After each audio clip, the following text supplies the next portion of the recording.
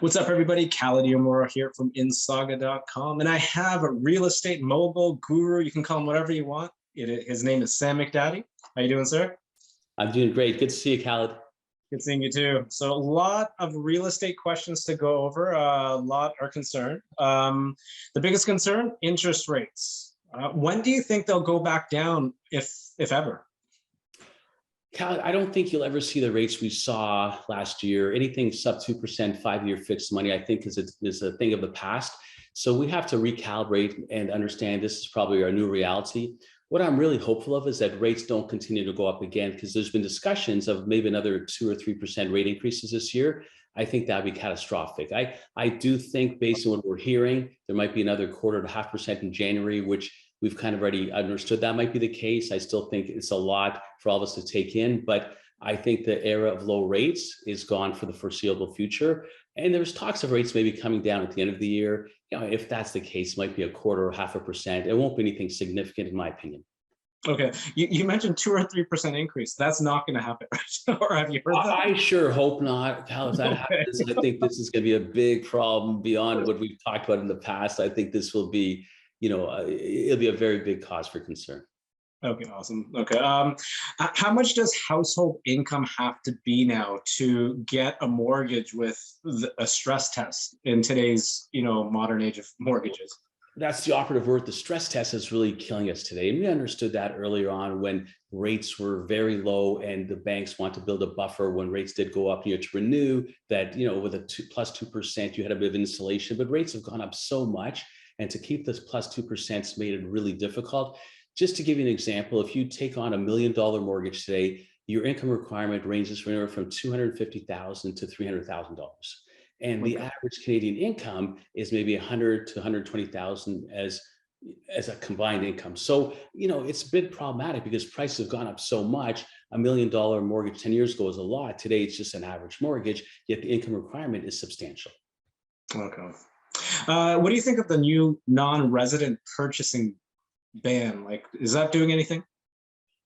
It's too early to say at this juncture, but I would say this: when in 2017, they brought out the 15% non-resident tax, at the best of times, 5% of the people were non-resident. So I don't think it was a foreign, non-resident buyer issue that caused the market to kind of go spiraling upward. I think it's really a supply and demand issue.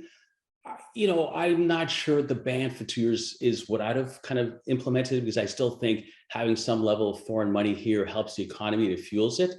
And I understand if people really thought that it was people coming from mainland China and all sorts of money that were going to really price people out of the market, the local buyers.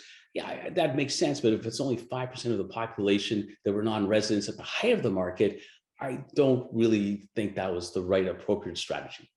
True. What are your thoughts on the vacant home tax?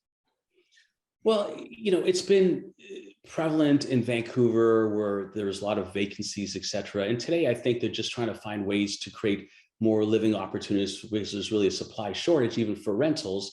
So the theory is, if it's vacant for greater than 6 months during the course of the year, you're paying 1% tax for vacancy. And so based on the value. So if your value is $1 million, you're paying $10,000 on your tax returns. You have to declare, yes, it was vacant for more than 6 months. There's obviously exceptions, but I think they're just trying to create an opportunity where there's not too many vacancies and people are able to rent those properties that are sitting empty.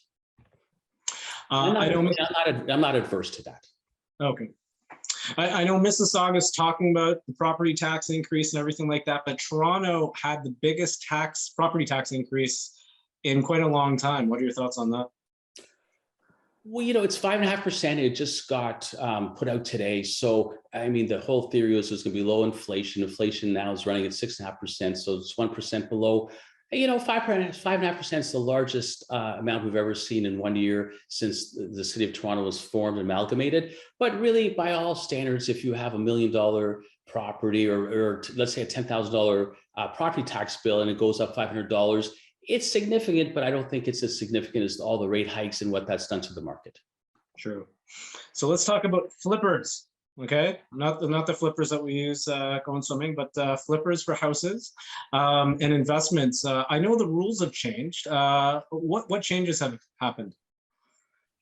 The problem was in previous years, people would buy so many pre-construction opportunities and the market was so strong, it was going up exponentially. So, and I think in some instances that actually made it difficult for other people to enter the market because prices are going up a lot and a prospective buyer might buy 5 or 10 properties. So this new rule basically states that if you're in your property less than 1 year, now you're gonna have to pay taxes different than if you actually, it was a principal residence. So if you, in theory, lived in your home for 5 years and decided to sell, there's no capital gain. So if it went from $1 million to $2 million, you'd still retain the $1 million in your pocket. Today, if you're in the property less than 1 year and it's your principal residence, then you're actually being applied the same tax as if you bought it as any other property. So if it's $1 million gain, you're subject to all that being put on your tax returns. You're paying $500,000 if you're in the highest tax bracket, right? If you're buying an investment property, then the rules are that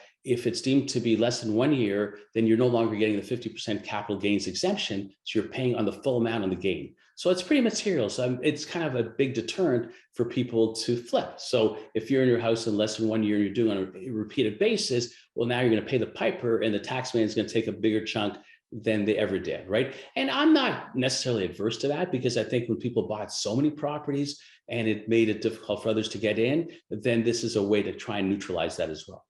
Okay, cool. We got a question here. Best time to sell a condo, now or spring? We're very close to spring right now, but I would think it's really case driven. So you'd have to look at the address, the property location, see what the supply and demand looks like. And if there's limited inventory, I think people are starting to look again today. It will not be the market we saw last year, but I think there's still opportunities for sellers because I don't think, and we'll talk about this as well, but I don't think prices are going up anytime soon. So it's not like you should wait 3 or 4 months because prices are increasing and you should catch the curve up. So I think if the supply is limited, it's not a bad idea to kind of get counsel from your realtor and see if this is the right time to launch your property. Awesome. Okay, and here's a question. We got like Lakeview, we got City Center, you know, we got Port Credit, and we got so many developments in Mississauga. Which one would be your choice to, you know, put your money? I would say it comes down to this. All pockets of Issauga have some appeal. Obviously, I'm a little bit biased being towards the, you know, closer to the lake, etc. But I think it's really case by case. So if you're looking for a good opportunity, a lot of times it's predicated by, you know, the motivation of the seller. So I would buy in any of those sectors, any of those locations, provided the price was right and I thought there was value to be had in that purchase. Okay, cool. And where do you see the 2023 real estate market going? It's $1 billion question. I think at best we'll probably see a market that's stable. Prices are going to be stable. I don't think you'll see significant price increases. I think that's not going to happen in 2023. But I also don't think you'll see any really material price decreases. Now, having said that, if rates do go up 2 or 3%, I would probably change my answer to say, well, that's going to affect affordability, in which case you might see prices depreciate again. Because we did see a pretty big, you know, tailing off of pricing the last half of the year last year. And I think that by and large will probably be the end of that. You know, is there 5% up or down? Possibly, but if rates go up materially, then I think that would change the equation. Okay. And last questions, you know, I think you might have answered this, but do you see house prices going down at all this year in 23? If I was to guesstimate in, you know, my best foot forward, I would think prices will be flatlined. If they went down 5%, I wouldn't be surprised. But I don't think you'll see a 20 or 30% drop. I think, you know, for the most part, my projections are that it'll be a flatlined year in terms of pricing. Awesome. Sam, is there anything else you'd like to talk about or anything you want to bring up? Yeah, I just, you know, I think it's really important for, you know, the people today who are thinking about real estate. It's a difficult time for sellers because they've seen properties depreciate and that's the first time in a long time.